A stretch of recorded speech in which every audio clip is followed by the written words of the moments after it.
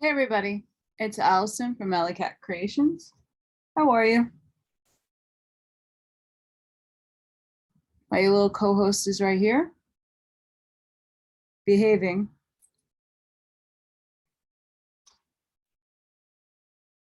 What's on the menu for tonight? My voice is slowly declining because I've been doing a lot of reading, but that's okay. I'm gonna make it through.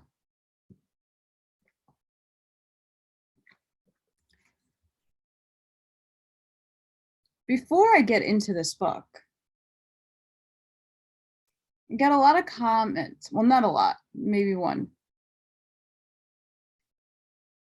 Talking about the devil and evil spirits, and I get a lot of that. Where do they come from?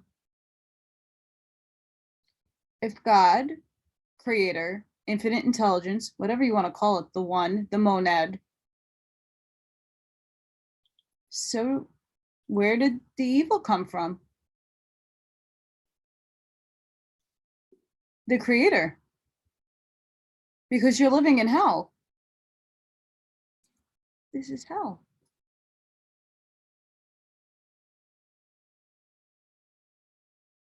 Then who wrote the books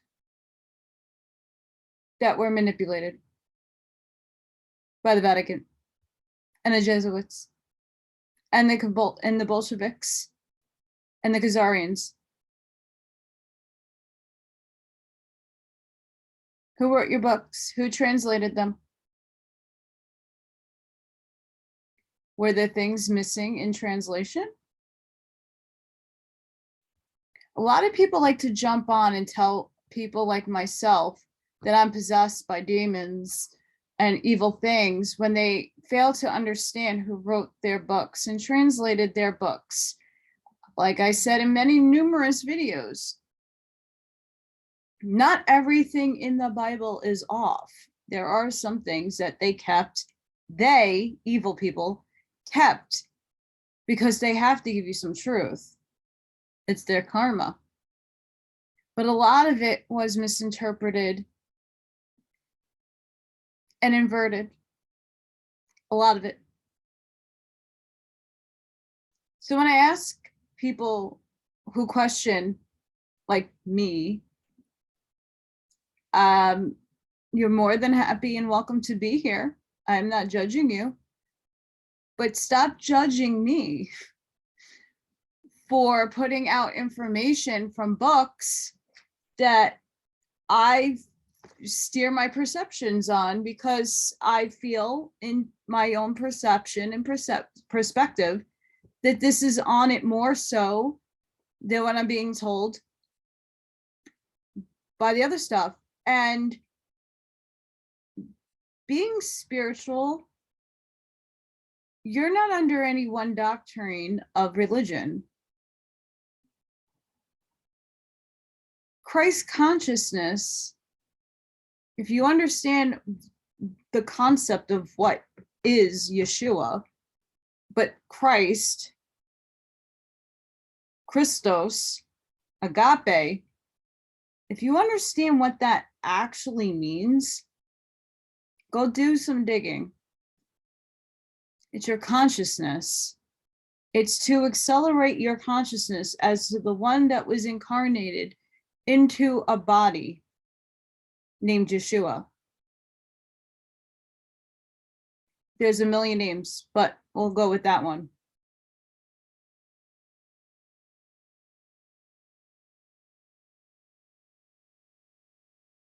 There's other people with other religions, and it can't just be yours because you were told that yours is the ultimate one and the one that everybody should follow, even though they killed everybody and forced them to follow the religion. It's not right because thou shalt not kill. So why did you kill everybody to force them into that religion? I don't know.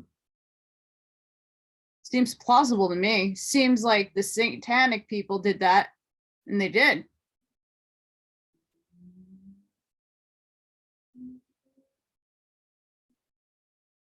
Perception. opinion is fine. But telling me or others that they're possessed and there's evil things and be careful, absolutely, everybody should be careful. I got the armor of God. Many of us do. The way I do things is not the same way many other people do things, but whatever works for me might not work for them. Whatever works for them might not work for me. I love healthy debate, but just be mindful. And this is not directed at any one person, because I've seen a lot of comments and I get some emails. Reread that out loud to yourself and see how that sounds and how someone would take that. Because I have family that does that to me because they're born again and they're Baptist. And they think I'm the devil. Just based on the fact that I don't read their good book. But there's the Atomic Bible, the Bible Cox. Yep. There's the Ducat Bible. There's the Y Bible. There's the Standard Version Bible. There's the King James Bible. There's the Mormon Bible.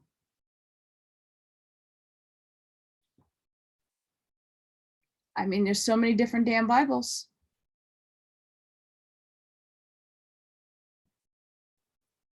The goal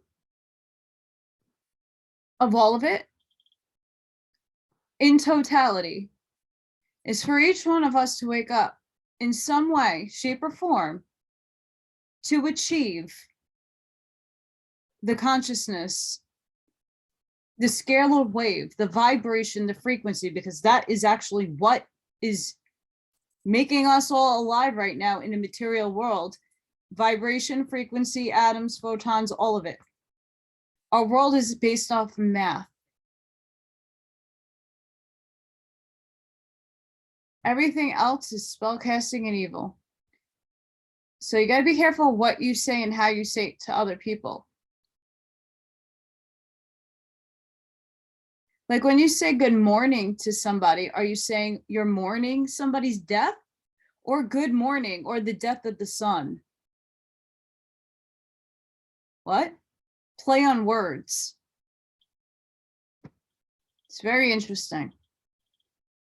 I just want people to know I put my opinion and perspective out there to open you up, not to offend anybody and not to disrespect anybody. And you have the free of will to move on along to another channel that you will get the information that resonates with you. Not everything I read resonates with me. And I'm honest about it. But I'm going to read it anyway because it's good to hear another perspective. It's good to see where things are coming from and a person that puts the effort into writing all of that down, what they have to say. It's plausible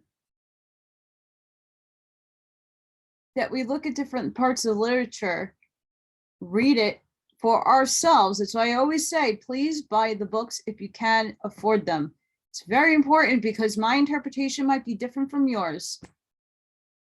And that's okay. You're supporting the author, you're supporting the publisher, you're supporting the work. But it's very humbling when people take the time out of their day to do this work and to read and to give you a perspective you might have not heard before to make you think. And that's my job, is to make you think. You might not like to hear about some of the things that are going to happen in a very short amount of time coming to a theater near you. There are certain powers at play right now in the world that are being taken down. And then when you find out what these people really did, you might vomit, and some people might do some very, very sad things because they can't handle the truth. The truth sucks and it hurts, and it's not okay. We don't want anybody upset. But the fact of the matter is there's a lot of people that have died and have been harmed in ways that you can't even imagine, with people who are in the guise of good. They take your money.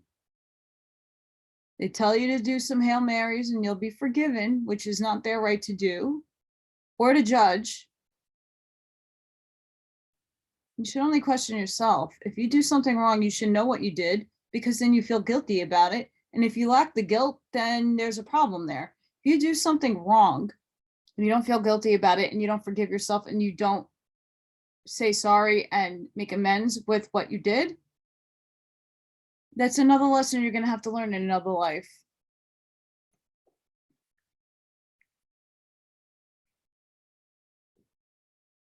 Ultimate judge, jury, and executioner. The one. Infinite. Mind, monad, experiencer. We're all fractals.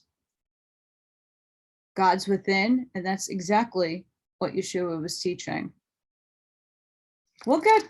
I'll get to the, when later on, when things become undone in that realm, I will go into all of that. Right now is to open up your mind and to awaken. Many people who watch me really enjoy the books and the perspective. And that's why I'm here. I'm here to help you awaken. I might not be the one that triggers you. I know I've triggered a few people because I message people all the time. A lot of the time I'm there counseling people and helping people in the best way that I can. Steer them in the right direction, give them the right things to read. Here's what, I always say, please go check out Brian Scott. He does a lot of Neville Goddard. He does a lot of other texts that are amazing. I love his meditations. I go to sleep to his meditations all the time. I support a lot of other people because this is how I got myself to where I am. It's a community. So I don't mind that you're making comments on any of my posts or videos. Just be mindful how you are wording it and how you're directing it. You could say within the limits of what YouTube allows to be there. Just make it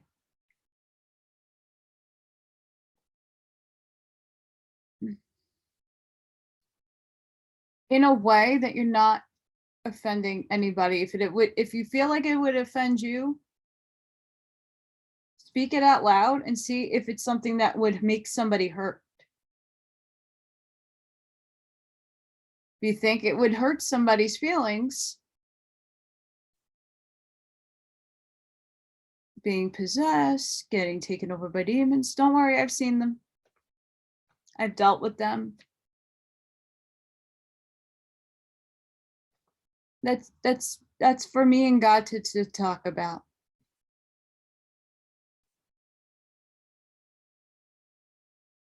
And that's between you and your maker as well. We're all connected. Why I spoke about this. Paper 4, Urantia. God's relation to the universe.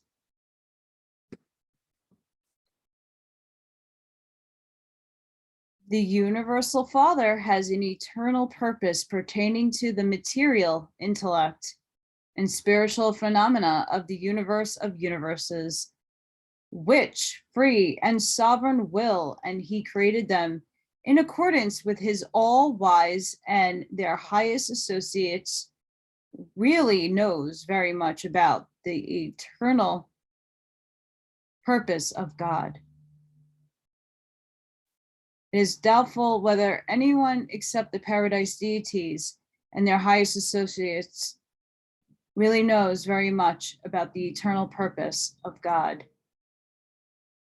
Even the exalted citizens of paradise hold very diverse opinions about the nature of the eternal purpose of the deities. It is easy to deduce that the purpose in creating the perfect central universe of Havona was purely the satisfaction of the divine nature. Havona may serve as a pattern creation for all other universes and as the finishing school for the pilgrims of time on their way to paradise. However, such a supernal creation must exist primarily for the pleasure and satisfaction of the perfect and infinite creators. The amazing plan for perfecting evolutionary mortals, and after their attainment of paradise and the corpse of the finality, proving further training for some undisclosed future work, does seem to be at present one of the chief concerns of 7 super universes and their many subdivisions.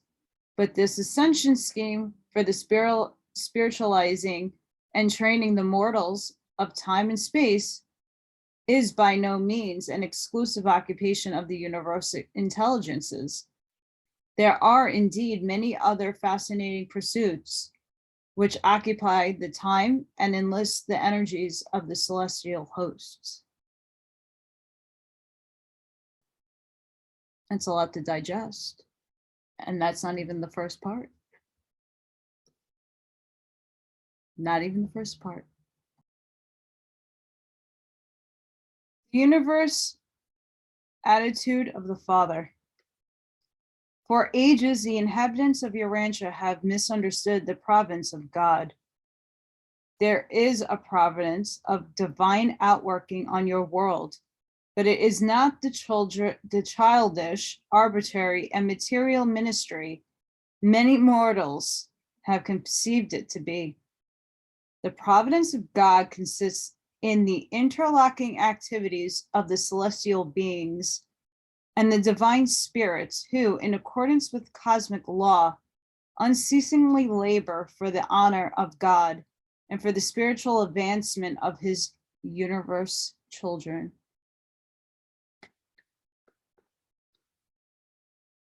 Can you not advance in your concept of God's dealings with man to the level where you recognize that the watchword of the universe is progress?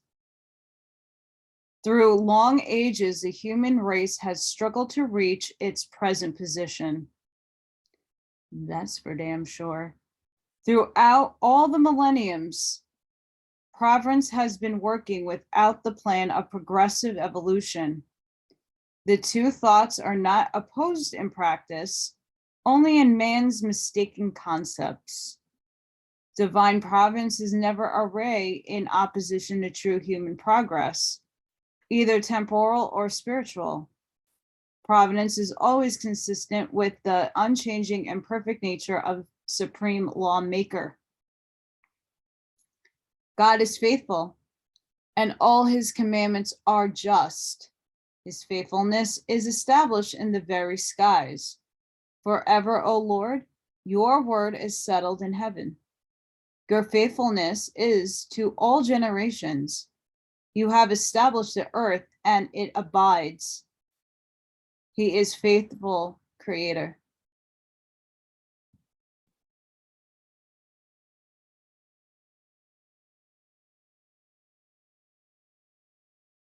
You have to ask yourselves,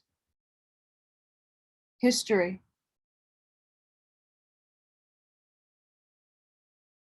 This is telling us what came before all the books that people subscribe to, like the Enuma Elish and the Emerald Tablets. were way before the time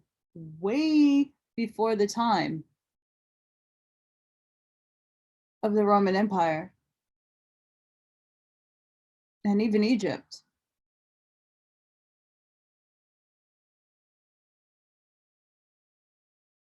Aliens, the Anunnaki, the Palladians, the Syrians, the Andromedans, and some variant others were here first. They're all of creation. They're under the same one creator as we are. History of Earth goes way back. Owaspe speaks about that.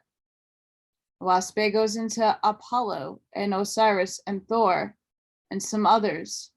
And I read the cosmogony and prophecy.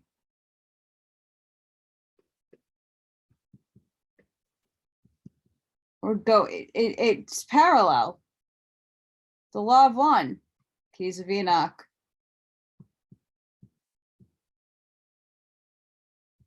All speak about the before of that one that came. And by then, we had a lot of cannibals that continue to be cannibalized. There is no limitation of the forces and personalities which the Father may use to uphold his purpose and sustain his creatures. I wonder why he calls them creatures.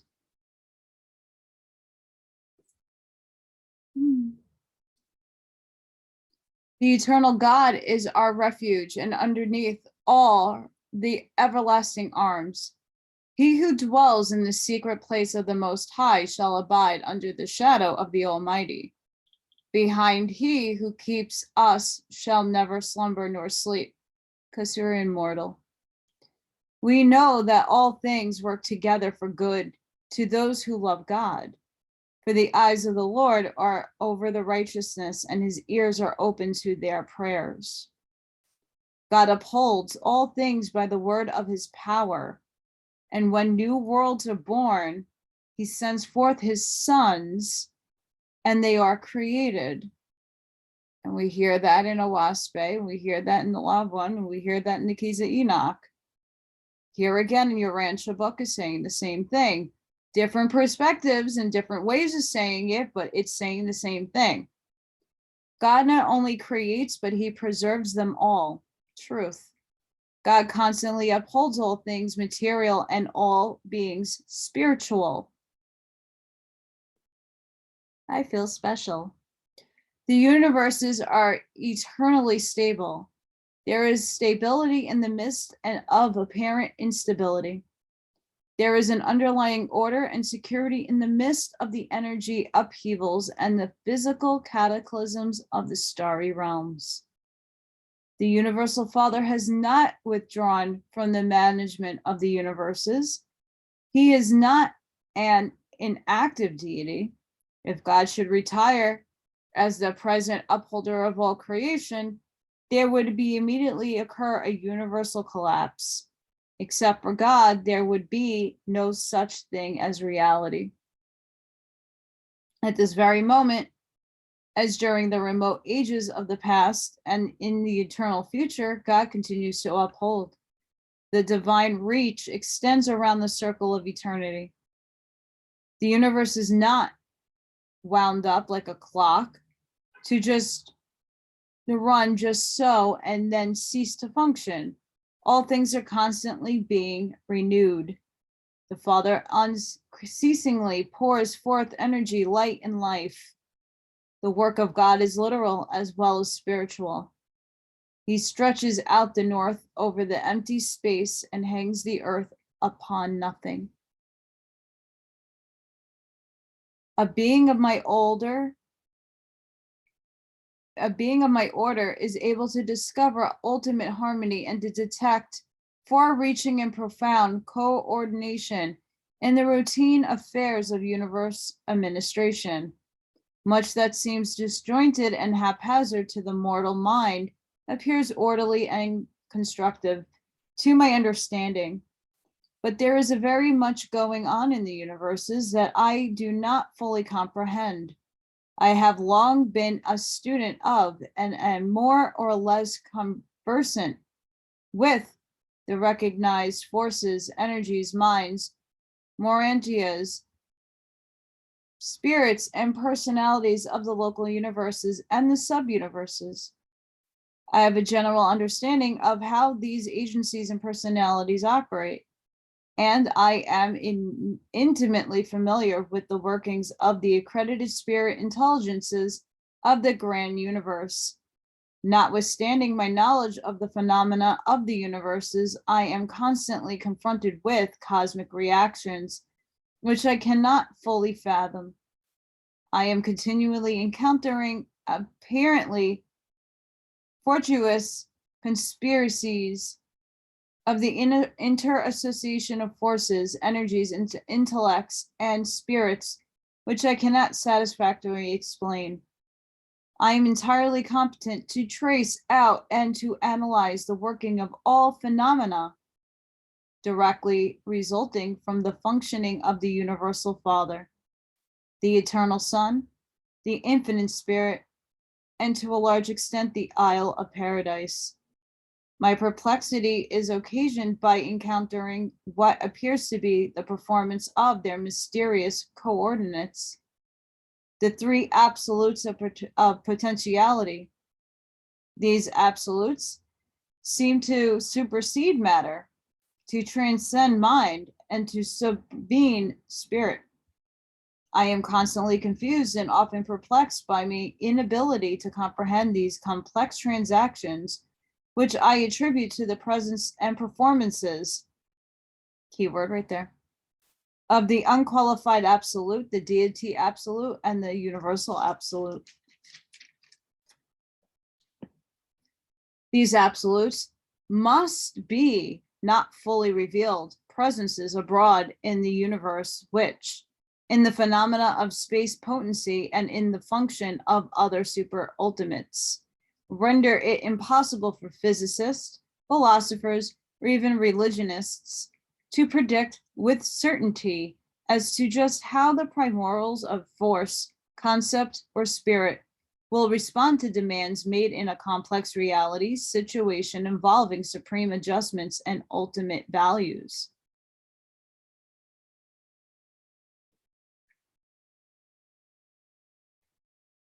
Remember, judge, jury, and executioner. Remember, we're in now 4D. We're in 4D now. Hello.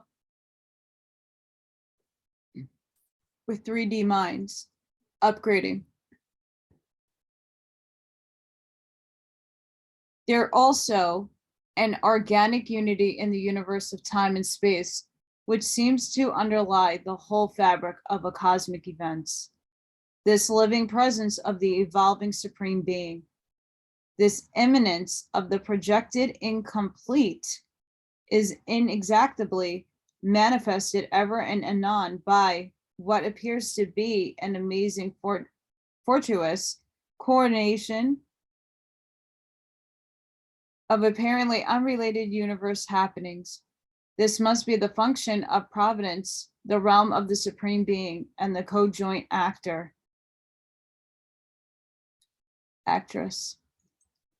I am inclined to believe that it is this far-flung and generally unrecognized control of the coordination and inter-association of all phases and forms of universe activity that causes such a vibrated and apparently hopelessly confused medley of physical, mental, moral, and spiritual phenomenon so erringly to work out to the glory of God and for the men and angels.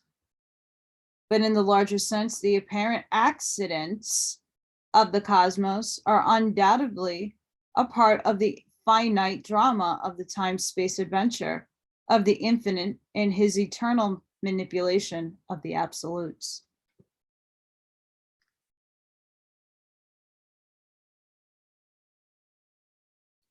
We have free will. we have timelines. We do. And we can merge and shift them. But as in the multiverse and in quantum entanglement, if you, like, let's say, for instance, I was once told I was going to have a child. My timeline shifted because I made different decisions from that timeline. Because my higher self needed me to be at a different time space. And then my life shifted where my opportunity to have a child left.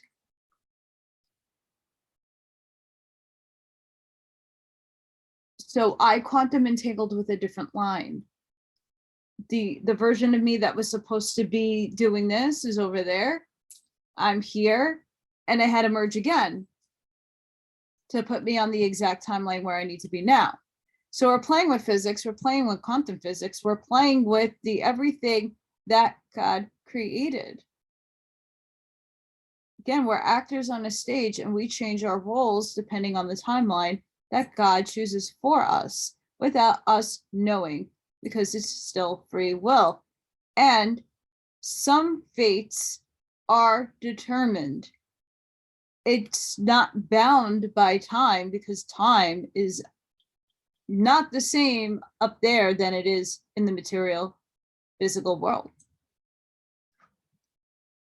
So you can change your timeline. You have to ask your higher self, what is your best and greatest overall purpose on being on the planet Earth?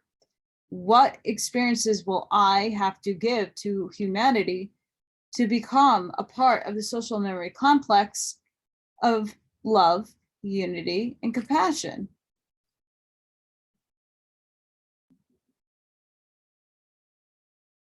Dolores Cannon goes into a lot of that, where you make a decision and that one you is off to another timeline doing what you didn't do, and what you decided is what you live consciously here in the now.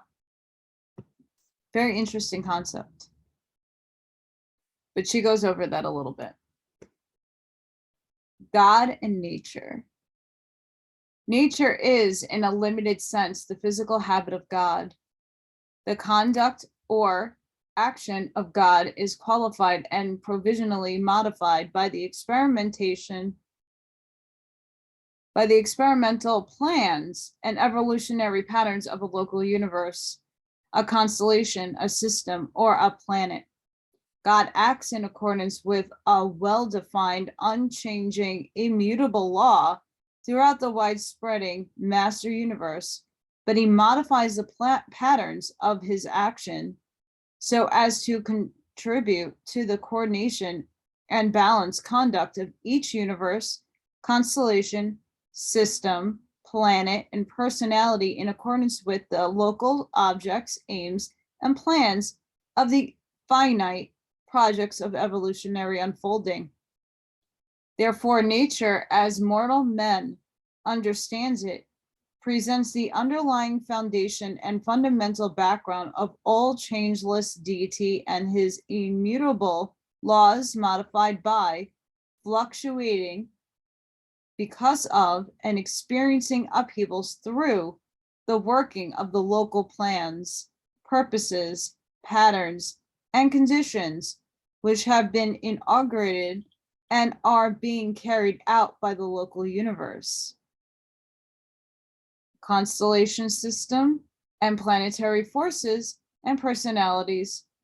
For example, as God's law have been ordained in Abaddon, they are modified by the plans established by the creative sun and the creative spirit of the local universe. And in addition to all this, the operation of these laws have been further influenced by the errors, defaults, and insurrections of certain beings resident upon your planet and belonging to your immediate planetary system of Saintania.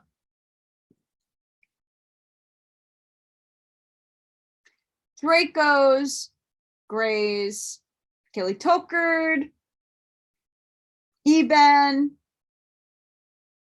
Mitra, Those evil little things. Hi.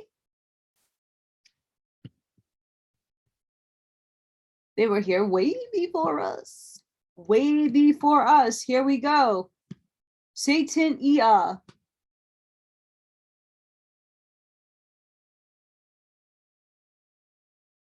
This was planned.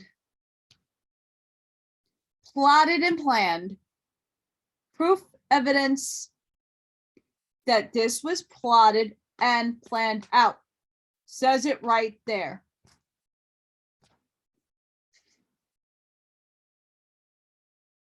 Why? The challenge for all of us was to wake the earth up. It really was. This is why this is so important that I read this material. It's not even a joke. There are so many people now talking about the alien agenda as if it's something new. And I'm not talking about the SSP people or the people who have been abducted. They knew way long ago what the reality of the world is, because they experienced things that no one believed them because it's not a part of the paradigm. Well, no, it is, because they've been here way longer than us, and this was planned. Planned. This evil shit was planned. Why? Because we needed to learn from it. We needed to grow each lifetime, each body we inhibited throughout time space. We needed to be challenged to see how far we would let things go, how far we were going to let the darkness overcome us. Law of one.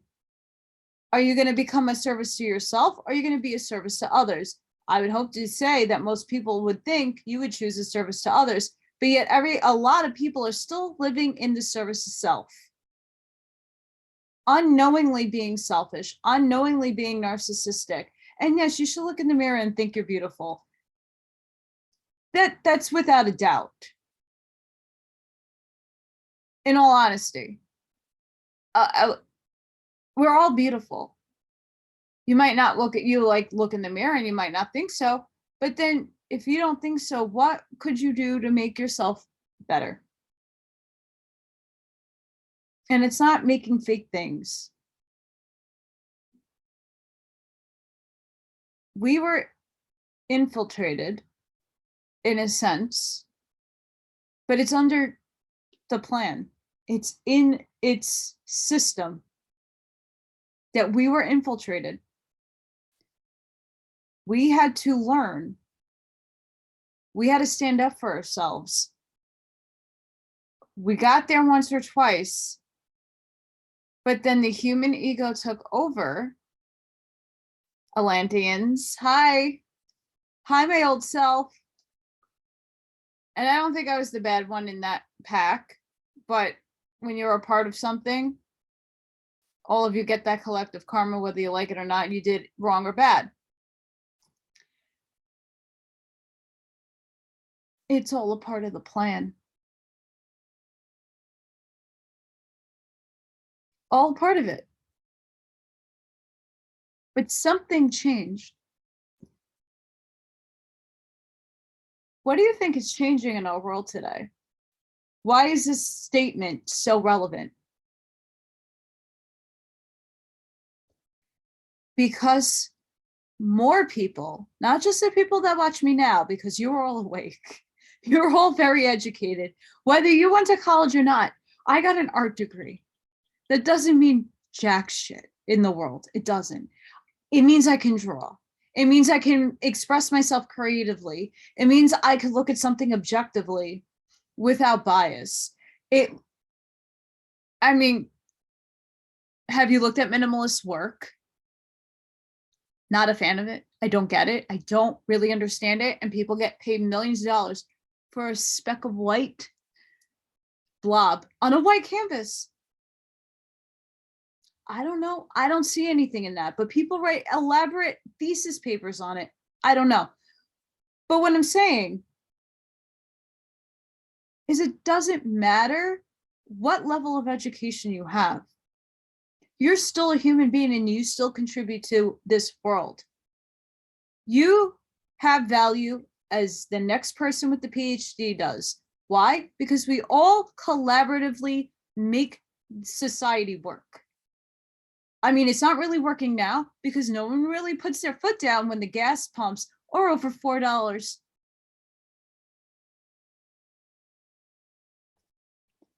Not many people stood up when I lost my job with the unconstitutionality that was there. The Nuremberg Code breached. No one gave a shit until their job was taken away from them. Oh, now we're going to have to stand up. Everybody stand up for me. Well, I've been standing up since day one. This is where we are finding where the problems are. And now, finally, more people are standing up. More people are joining the fight. Because it literally is against good and evil. I'm on the good side because I'm trying to help people. Everybody wakes up in their own time. We just took a lot longer than we could have imagined in our time space, because their time space, our lives go like, boom, snap of a finger. We're already in the next phase. We feel like it's been forever, but in reality, not. But for us as a collective, it's been a very, very, very long time. It's been 75,000 years that we've been under this perpetual slave system, and God keeps testing us, and God keeps putting these challenges in front of us and all these evil shits in front of us to see if we are going to give them love and kindness and forgiveness, because they're just playing the damn role that God asked them to play. Oh, that's what Satan is. Just an actor. And yes, they do really heinous things, very evil things. They do things and people do things that you can't imagine. Okay? Wrong. Horrible things. But you know what? At the end of the day, were you awake to it? Did you understand what was happening? If you knew, did you stop it? Did you try to stop it? Did you get an army together to stop it? No. Finally, there is an army that was raised. There's intelligence out there that are helping us get rid of these freaking things. Congratulations. You are witnessing the biggest monumentous feat that has ever happened in human history.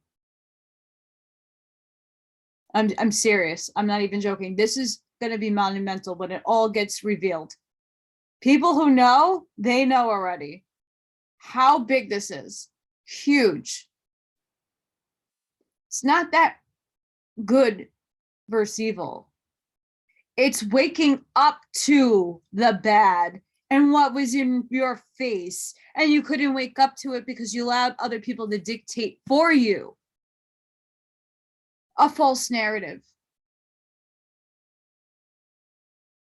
You weren't discerning. And I'm not, I'm really, really not talking to all of you watching this. But I have to get my point across, because someday maybe somebody will catch on to this and be like, oh, she was right. Yeeps. No, but in all seriousness, the most profound thing I could have read tonight that deals with the here and the now. And that's why I read these books, because it's very, very relevant to read this now, in the time of now. Even though these things already occurred billions and billions and infinitely time ago,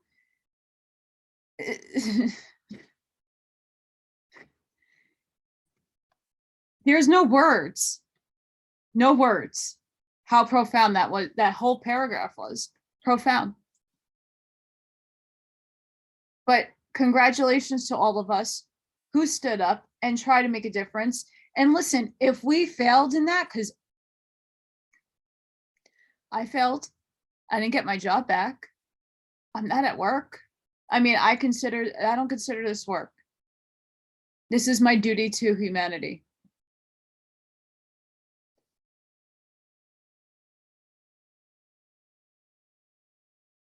But if I was able to fight the good fight, don't you think I would have? Absolutely. I have. I've marched. I went into Manhattan.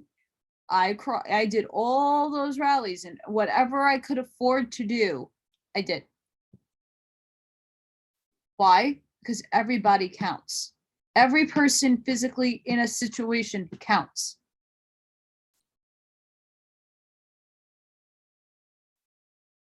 And this is why these books are so important, to know the plan,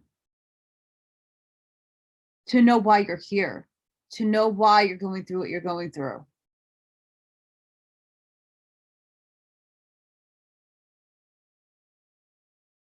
I hope that you can take a book like this that's just talking about God and nature and understand the nature of our world right now and how this is very relevant.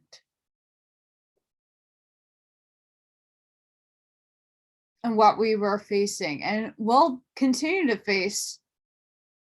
Don't think that once all these people get arrested and once all the really treasonous people and people that did horrific things, don't think that that won't end, because there's still a lot of these crazy maniacs out there that we just have to give love and light to and just move and ascend above them. Then they can't feed off of our fear. They can't eat our energy, the loosh that you give off when you are in fear, and they can't bother you because you're not allowing them to bother you. But they're of God creation, and they're here to teach us a lesson. Moving on, nature is a time-space resultant of two cosmic factors. First, the immutability, perfection, and rectitude of paradise deity. And second, the experimental plans, executed blunders, insurrectory errors, and incompleteness of development and imperfection of wisdom of extra paradise creatures. Extra paradise creatures. From the highest to the lowest. Nature, therefore, carries an unfold, unchanging, majestic, and marvelous thread of perfection from the circle of eternity. But in each universe, on each planet, and each individual life, this nature is modified, qualified, and perchance marred by the acts, the mistakes, and the disloyalties of the creatures of the evolutionary systems and universes, and therefore must nature ever be of changing mood, whimsical withdrawal, through stable underneath and varied in accordance with the operating procedures of a local universe. What's our operating procedures of our universe? What does each density mean?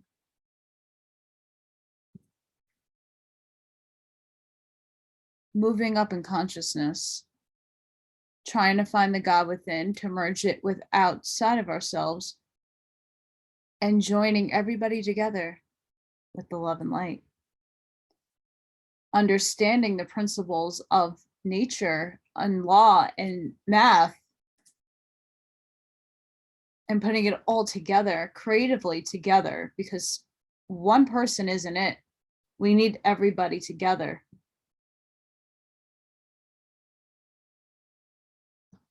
Nature is the perfection of paradise divided by the incompletion, evil, and sin of the unfinished universes.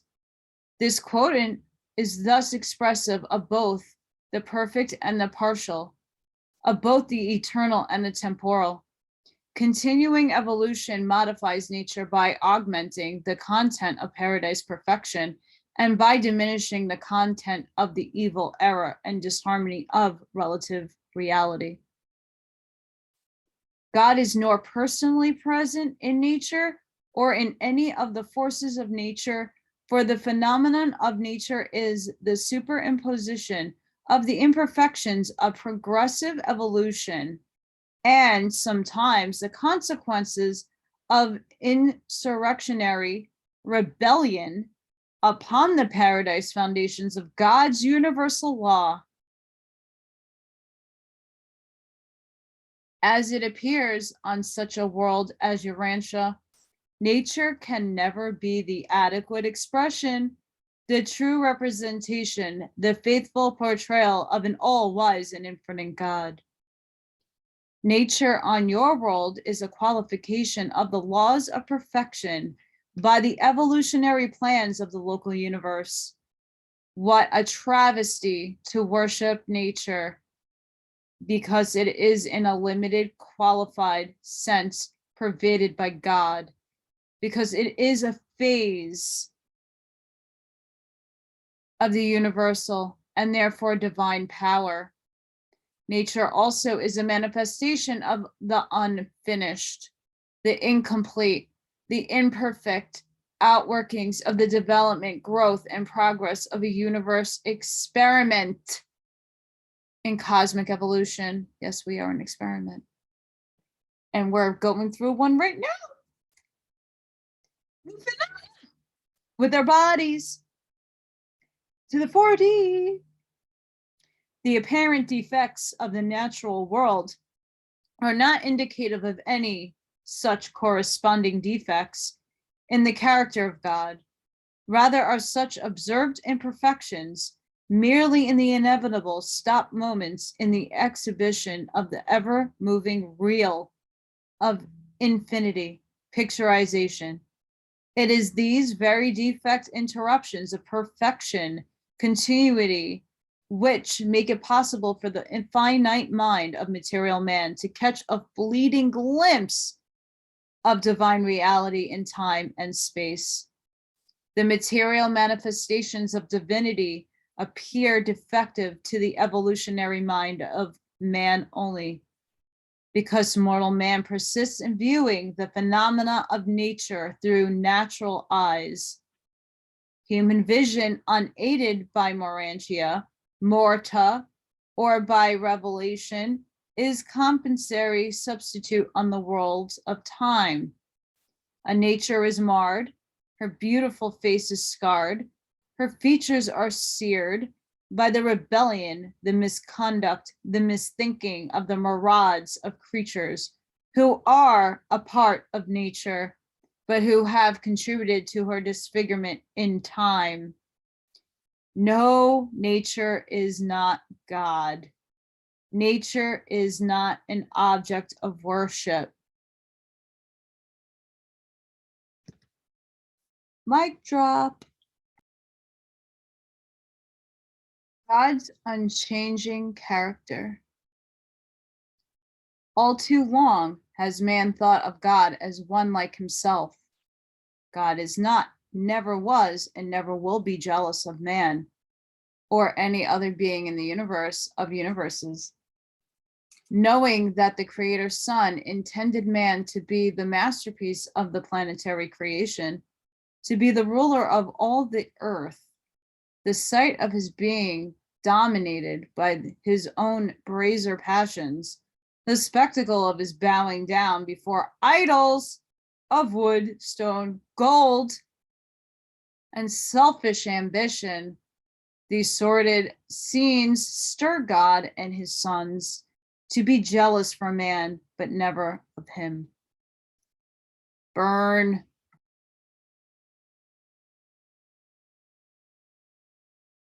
The eternal God is incapable of wrath and anger in the sense of these human emotions. And as man understands such reactions, these sentiments are mean and despicable. They are hardly worthy of being called human, much less divine. And such attitudes are utterly foreign to the perfect nature and gracious character of the Universal Father.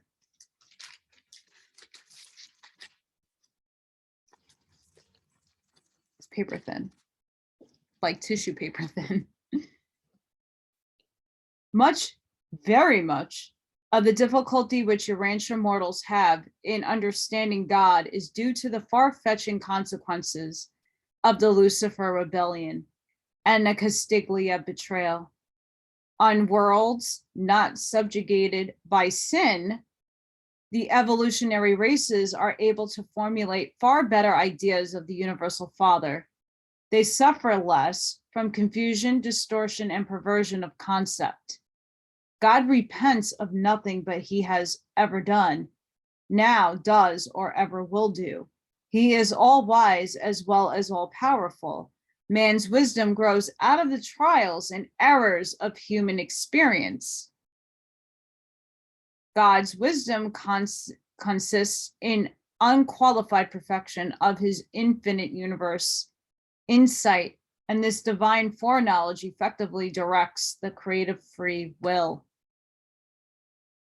The universal Father never does anything that causes subsequent sorrow or regret, but the will creatures of planning and making of his creator personalities in the outlying universes by their unfortunate choosing sometimes occasion emotions of divine sorrow in these personalities of their creator parents. But though the Father never makes mistakes, harbors regrets, nor experiences sorrows, he is a being with a father's affection, and his heart is undoubtedly grieved when his children fail to attain the spiritual levels they are capable of reaching with the assistance which has been so freely provided by the spiritual attainment plans and mortal ascension policies of the universe. Woo!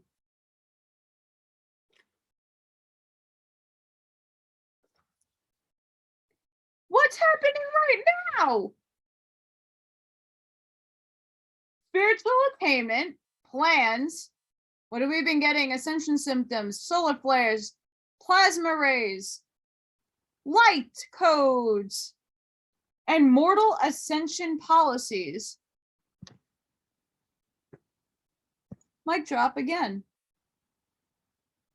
Crazy shit. Crazy shit.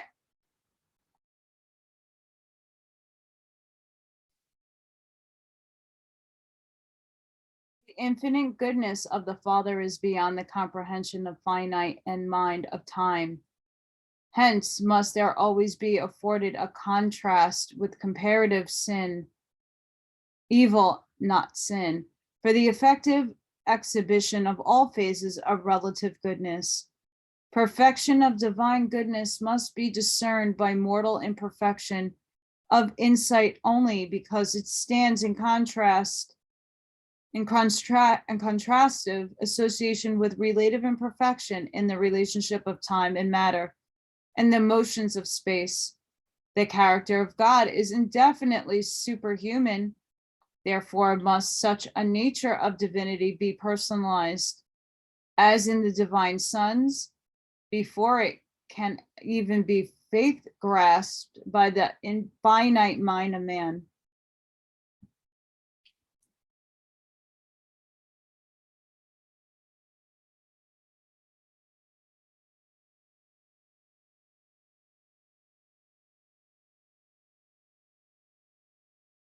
It's all happening right now. This is what we need to comprehend. If this resonates with you, it's not going to resonate with everybody. But I, for sure, see so many things that make sense to me. What is happening in our world right now? The plan. The realization of God. God is the only stationary, self-contained, and changeless being in the whole universe of universes, having no outside, no beyond, no past, and no future. God is purposive energy, created spirit, and absolute will, and these are self-existent and universal. Since God is self-existent, he is absolutely independent. The very identity of God is innumerical to change. I, the Lord, change not. God is innumerable. But not until you achieve paradise status can you even begin to understand how God can pass from simplicity to complexity, from identity to variation, from quintessence to motion, from infinity to finitude, from the divine to the human, and from unity to duality and triunity. And God can thus modify the manifestations of his absoluteness, because divine immutability does not imply immobility. God has will. He is will. God is the being of absolute self-determination. There are no limits to his universe reactions, save those which are self-imposed, and his free will acts are conditioned only by those divine qualities and perfect attributes which inherently characterize his eternal nature. Therefore, is God related to the universe as the being of final goodness, plus a free will of creative infinity. The Father Absolute is the creator of the essential and perfect universe and the Father of all creators. Personality, goodness, and numerous other characteristics God shares with man and other beings, but infinitely of will is his alone. God is limited in his creative acts only by the sentiments of his eternal nature and by the dictates of his infinite wisdom. God personally chooses only that which is infinitely perfect, hence the supernal perfection of the central universe. And while the creative sons fully share his divinity, even phases of his absoluteness, they are not altogether limited by the finality of the wisdom which directs the Father's infinity of will. Hence, in the Michael order of sonship, creative will, free will, becomes even more active, wholly divine, and well nigh ultimate, if not absolute. The Father is infinite and eternal, but to deny the possibility of his volation, self-limitation amounts to a denial of this very concept of his vocation, absoluteness.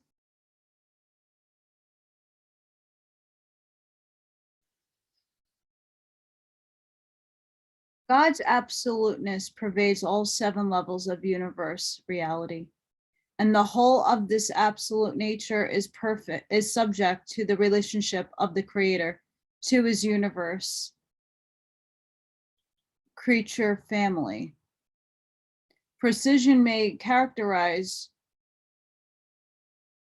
Trinitarian justice in the universe of universes, but in all this vast family relationship with the creatures of time, the God of universes is governed by the divine sentiment. First and last, eternally, the infinite God is a father. Of all the possible titles by which he might appropriately be known, I have been instructed to portray the God of all creation as the universal Father.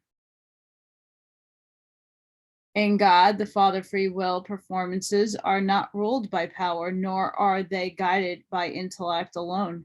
The divine personality is defined as consisting in spirit and manifesting himself to the universes as love.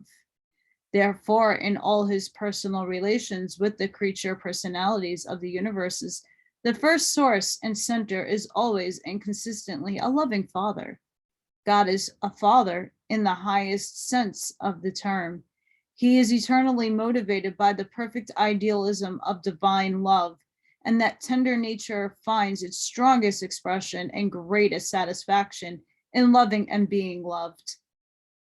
In science, God is the first cause. In religion, the universal and loving Father. In philosophy, the one being who exists by himself, not dependent on any other being for existence, but beneficially conferring reality of existence on all things and upon all other things.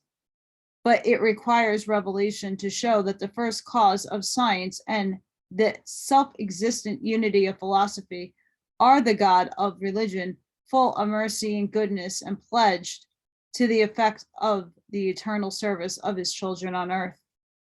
We crave the concept of infinite, but we worship the experience idea of God, our anywhere and anytime capacity to grasp the personality and divinity factors of our highest concept of deity. The consciousness of a victorious human life on earth is born of the creature faith, which dares to challenge each reoccurring episode of existence when confronted with the awful spectacle of human limitations by the unfailing declaration, even if I cannot do this, there lives in me one who can do and will do it, a part of the Father Absolute of the universes of universes, and that is the victory which overcomes the world, even your faith.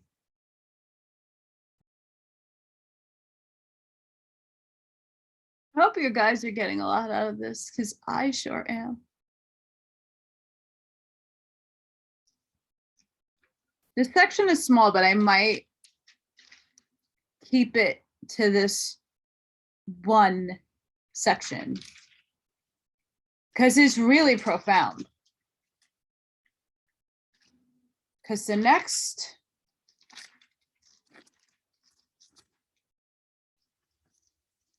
it's long, but it's short.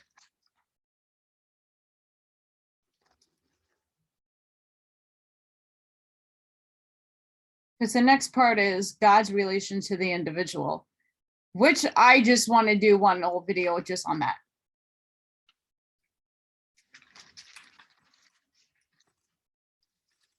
But I hope when I'm reading this, you're putting everything into the context of that it's now, in this very instantaneous moment.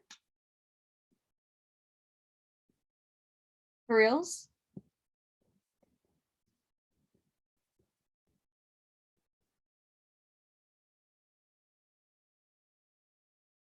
Erroneous idea of God.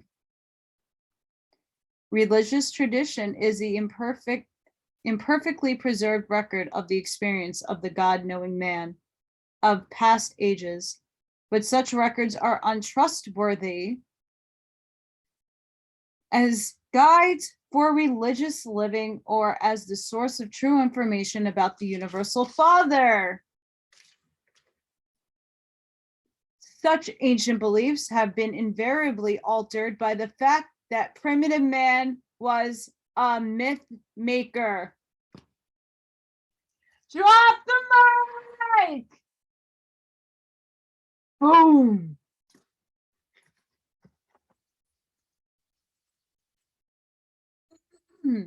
Let's read that again.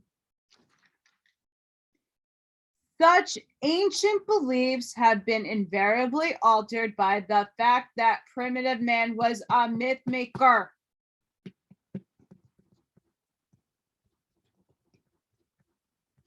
Truth be told, one of the greatest sources of confusion on Urantia concerning the nature of God grows out of the failure of your sacred books clearly to distinguish between the personalities of the Paradise Trinity and between Paradise Deity and the local universe creators and administrators.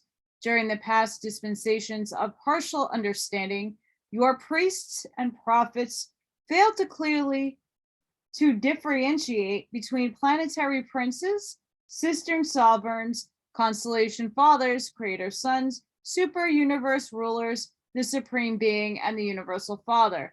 Many of the messages of subordinate personalities, such as life carriers and various orders of angels, have been in your records presented as coming from God himself. Urantian religious thought still confuses the associate of personalities of deity with the universal Father himself, so that all are included under one appellation. The people of Urantia come to suffer from the influence of primitive concepts of God. the gods who go on a rampage in the storm, who shake the earth in their wrath and strike down men in their anger, who inflict their judgments of displeasure in times of famine and flood. These are the gods of primitive religion. They are not the gods who live and rule the universes. Such concepts are relic of times when man supposed that the universe was under the guidance and dominion of whims of such imaginary gods. But mortal man is beginning to realize that he lives in a realm of comparative law and order as far as it concerns the administrative policies and conduct, the supreme creator and supreme controllers.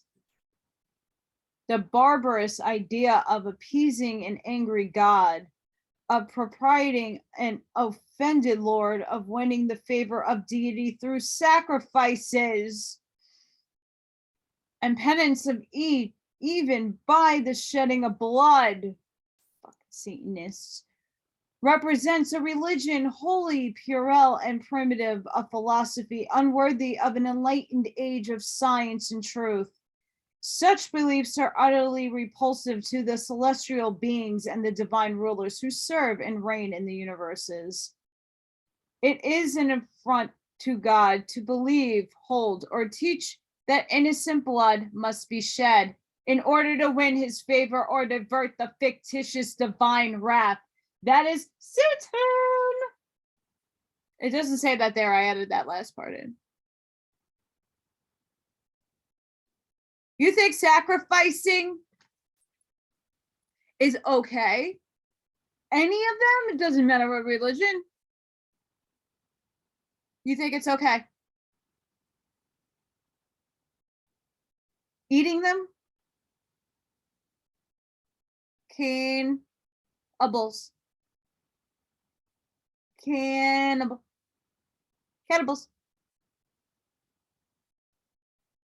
I mean, I have a whole book about that. Literally, it's huge.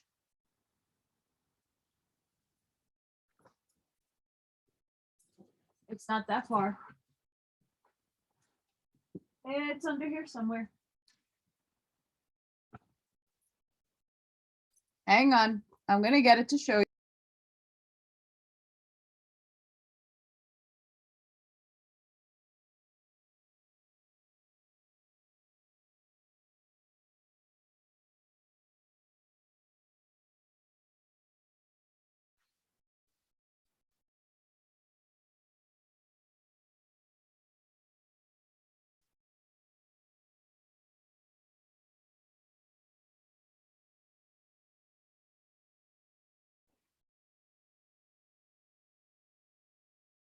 Oh, so you want to question if that does actually happen?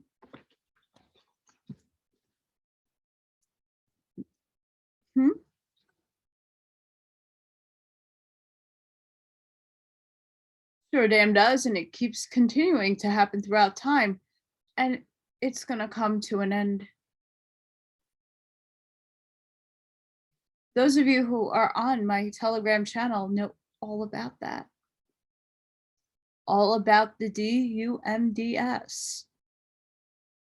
All about the sacrifices that happen. All the genetic editing and cloning and mutilating of innocents. It happened back then too.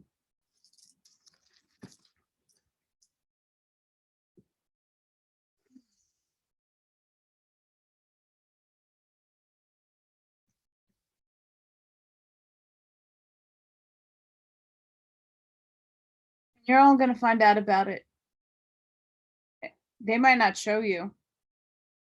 I mean, I've seen pictures and I cried. And I'm sure that in one or two of my lifetimes, I was that person that was sacrificed. I think a lot of us were, who are back here in the now.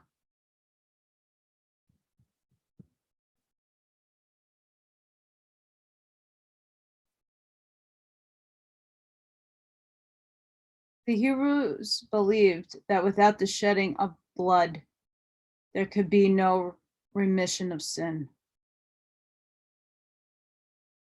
They had not found deliverance from the old and pagan idea that the gods could not be appeased except by the sight of blood. Though Moses did make a distinct advance when he forbade human sacrifices and substituted therefore the primitive minds of his childlike known followers, the ceremonial sacrifices of animals.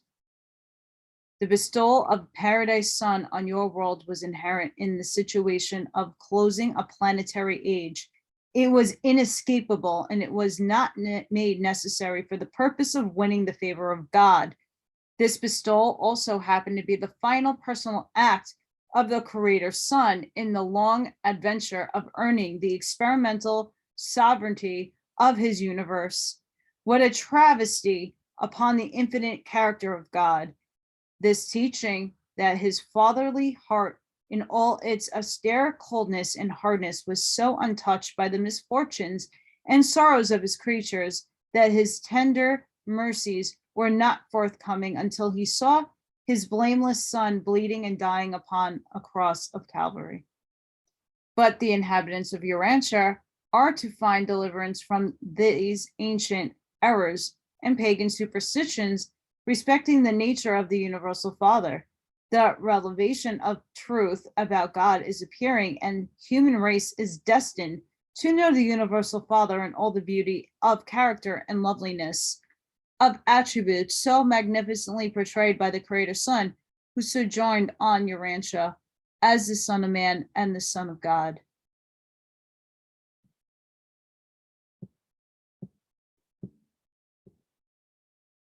It tells you why Yeshua had to come.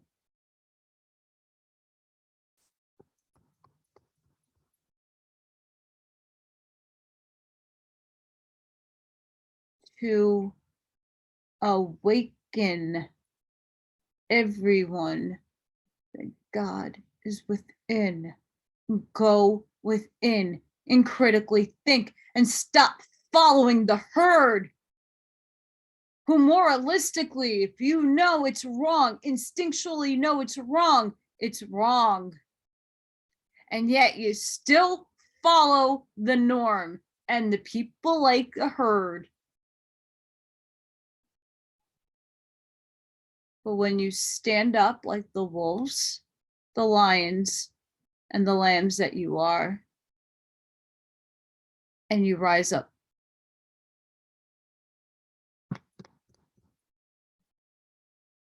you start comprehending and understanding the complexity of the universe, how each aspect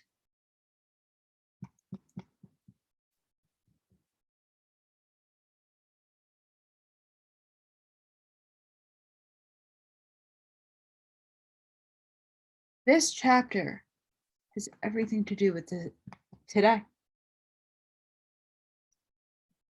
The consciousness that we need to reach is the undiluted version of what was foretold by Yeshua. But not just him.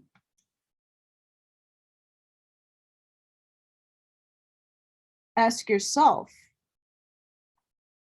what are you doing to better your life? And what are you doing to better others' lives around you? How can you help the community? What are you doing? And it's not to judge anybody for not enacting or acting. It's asking you to think. If you're not there yet, it's fine. Ask yourself, are you in service to others? Or are you in service to self? Being a service to yourself works only so far. Yes, you have to take care of yourself. You have needs. You can't pour another cup unless yours is already full and delicious to drink, okay? If you're filling your cup only halfway, you only have halfway to give to somebody else. I know at this time, I am giving it my all with my cup full because I am now learning how to take care of myself better. I'm not running on empty. As much as I would like to eat more than once a day, I have no choice to eat once a day. I do snack out of a cereal box because that's my options right now. As crazy as that sounds, it works for me. I'm okay. What are you doing on an everyday basis? Are you writing your gratitudes? Are you thankful? Are you praying over your food? I have a water bottle with labradorite crystals that has I am. I know it's really hard to see.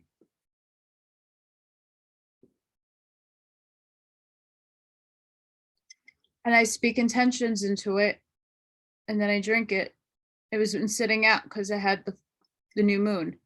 And then I drank my water, and I'm drinking a water with intentions and water with love, and I'm speaking good things into my water so that it fills and nourishes me up.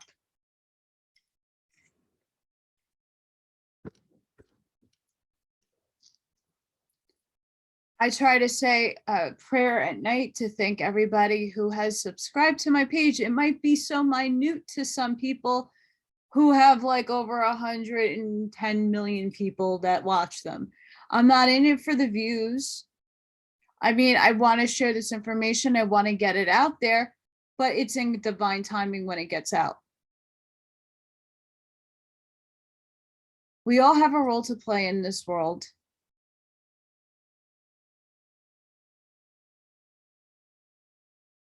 This chapter in itself is everything I speak about on a daily basis to people.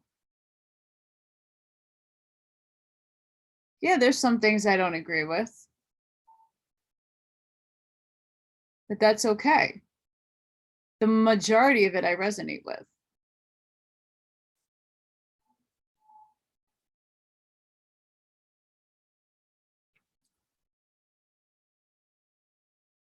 The Fall of Babylon.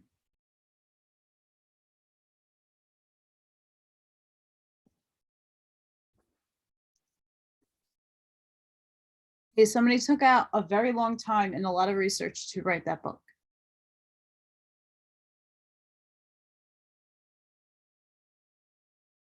In time, the world will be a better place. And that's coming very soon. Go within, look inside yourself, and ask those deep, dark questions that you don't want to answer.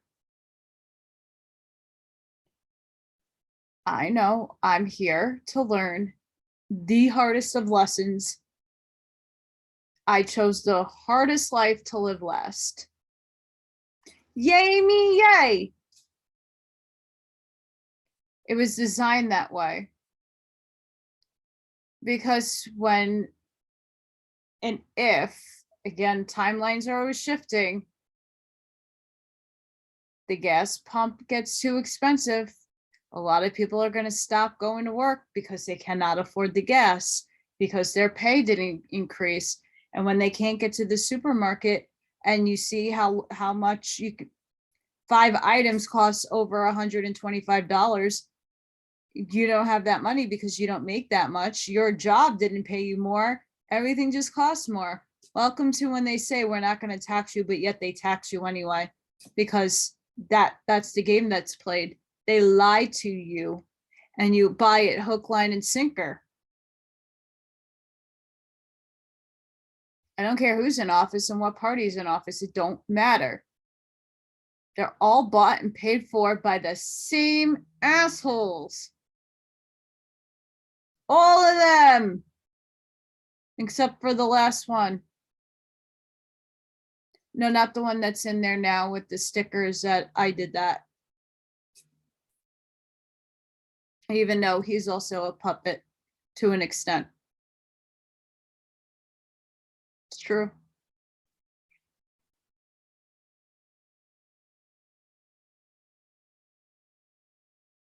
When society wakes up, I know here it's bad here. It's so bad here. It's really bad. I stopped talking to a lot of people because they think I'm fucking crazy. Because they don't look outside their paradigm and they let other people dictate to them how they should feel. And it's on an unconscious, subconscious level that they're very educated and very smart people, and they just don't see it. Or they don't want to admit to it. And they play along because everybody else is doing the same nonsense instead of standing up for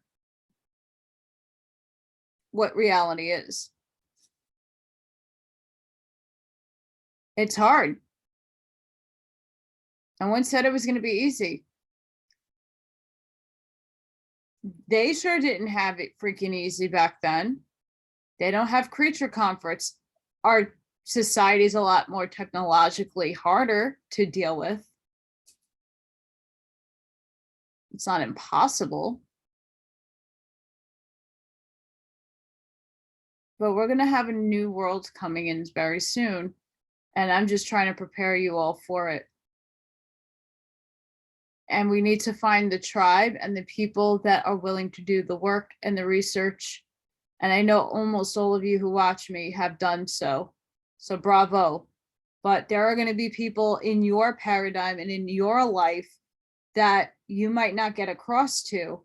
And I urge you to have backups. I have a plethora of people. As soon as certain people start waking up to truth, I have at least 20 videos of just documentaries for people to watch to help put their toe into the water. Then I have people who do podcasts that I got to start them off on them. And then the other podcasters I watch, they are well informed, and let them watch them.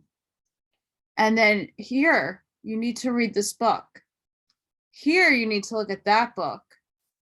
Here's access to that PDF. Look here, just to open up their minds. You won't learn unless you open up your mind. You won't learn unless you look at the other side of the coin. And somebody's thinking about me because my nose is extremely itchy right now. And it's not cat hair. I don't think so.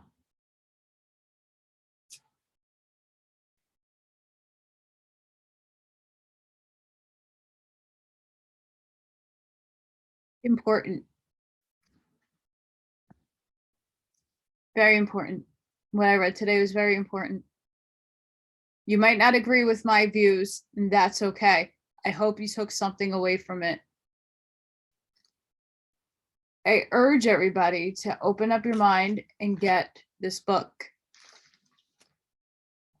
I have dabbled in a lot of different sections in this book. I haven't read it to cover, a word for word. I've done a lot. I got stickies on things all over the place. When I got this book, I read sections I was interested in.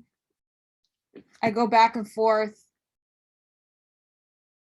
But way spirit works with me is I'm supposed to read things and put it out there when it's due time, when it's divine timing, when it's not just me that needs to hear it, it's everybody that needs to hear it. Like Dolores Cannon the other day, I was going to read this chapter, and no, you need to do Dolores Cannon. Okay. Shake hands. All right. Get it done. I mean, 1, 2, 3, 4, 5. Well, I have a lot of books I'm reading into. And I'd even touch the books that even started me getting into other books. And that's Jonathan Cahn. I know. If you know who Jonathan Cahn is, Rabbi Pastor Jonathan Cahn, Rabbi Pastor, I said that correctly. Yeah.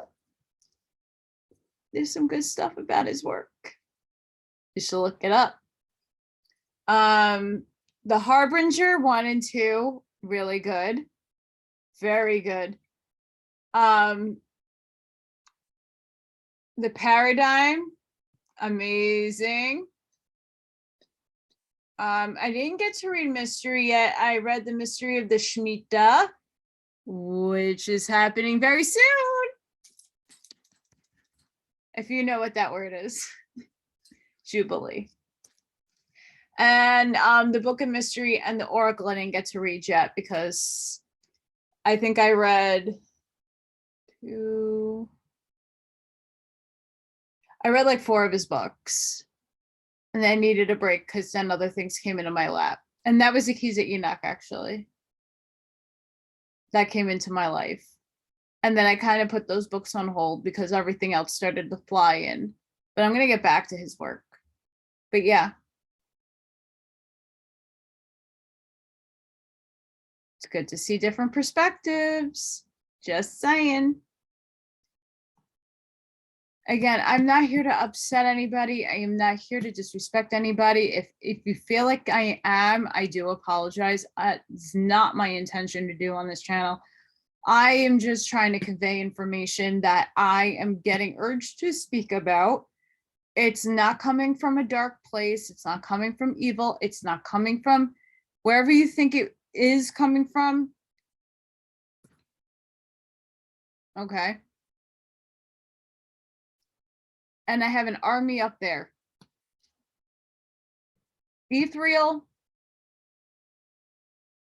I have a lot of ethereal beings. I have my parents. I have my star family. I have an angelic team. I got ascended masters. We all do. We have a lot of these things. You have to acknowledge them and get the signs from them. It's why I do oracle readings on my page. Because some messages will respond and they're mostly meant for the ones who need to hear it. Sometimes books don't do it for people. Sometimes a reading from cards might help you. Oh yeah, okay, Spirit's urging me to look into this job opportunity. Or maybe I'm being too hard on myself. Or maybe there's somebody that I need to be really cautious of. You know, people are put into your path for a reason, but sometimes you get signs from the universe to hear things outside of your paradigm. Doesn't make it evil.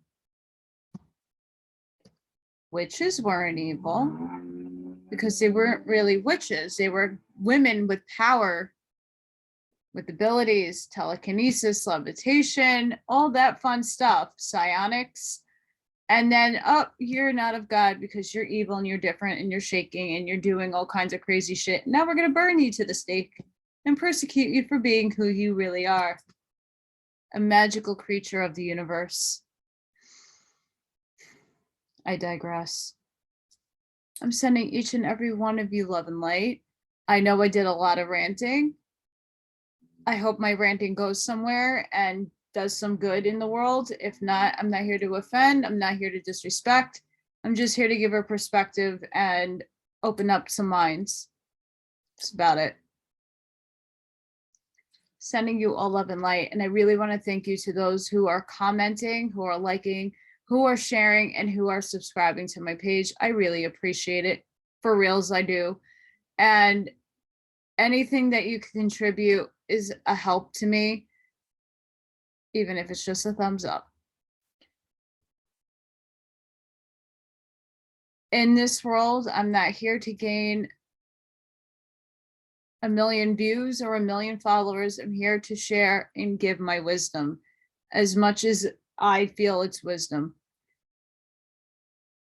I hope all of you have a wonderful week ahead. Love and light to everybody. Please be safe. And we're going to make this through. Just keep asking those hard questions of yourself, and each and every day do something to help somebody else or yourself to be a better human being.